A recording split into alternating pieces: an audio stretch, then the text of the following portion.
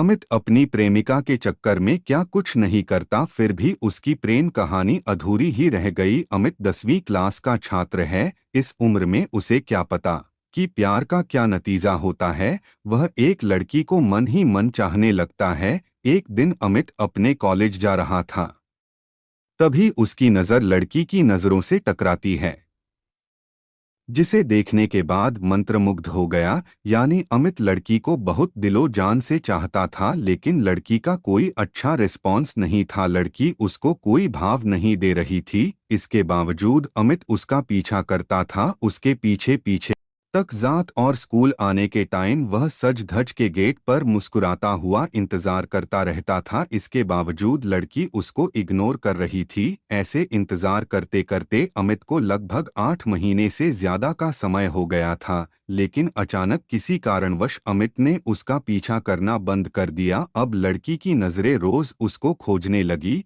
लेकिन वह दिखाई नहीं देता था। वह पागल सी होने लगी। लड़की की काफी बेचैनी के बाद भगवान ने उसकी सुन ली।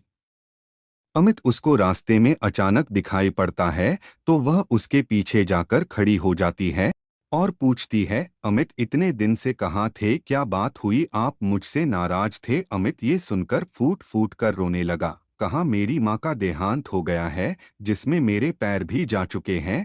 अब न तो मेरी माँ रही और न ही मेरा पैर। लड़की हिचकिचाई और बोली, अमित सॉरी, मैंने आपको परेशान किया, मुझे पता नहीं था आपके साथ इतना बुरा हुआ। अब मैं आपकी लाइफ में कभी बुरा नहीं होने दूंगी। इतने में अमित ने सीमा को गले से लगा लिया और कुछ ही पल में सीमा का कंधा उसके आंसुओं से भीग गया। दोनों ने एक दूसरे के साथ रहने की कस्में खाई। सीमा और अमित का प्यार दिनों दिन बढ़ता गया।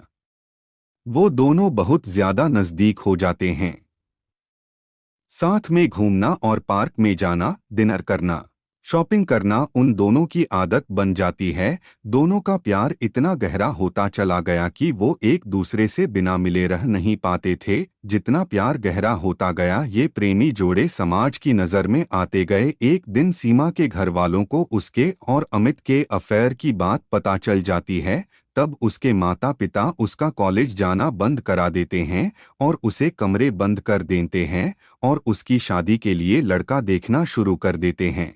जल्द ही उसकी शादी भी तय हो जाती है। सीमा की शादी की बात का जैसे ही अमित को पता चलता है, वह बहुत दुखी हो जाता है और अंदर से टूट जाता है। फिर अमित सीमा को एक लेटर लिखता है। वो लिखता है कि शायद मेरी किस्मत में खुशी लिखी ही नहीं है, मेरी जिंदगी में तो सिर्फ आंसू लिखे हैं। सीमा, अगर तुम मुझे नहीं मिली तो मुझे यह जिंदगी भी नहीं चाहिए, और तुम्हारी खुशी जिसमें हो उसमें मेरी भी खुशी है। यह मेरा आखिरी लेटर है। और सीमा रो रो कर उसका लेटर पढ़ रही थी। और उसी दिन उसकी शादी भी थी। सीमा को अमित से जुदाई नहीं बर्दाश्त, इसलिए वह भी शादी से पहले ही जहर खा लेती है, जिसके कारण उसकी मौत हो जाती है। फिर यह खबर अमित तक पहुंचती है। अमित उसकी मौत का सदमा बर्दाश्त नहीं कर पाता, जिसके कारण वह भी अपनी जान दे देता है और सच्चे प्यार का अधूरा अंत हो जाता है।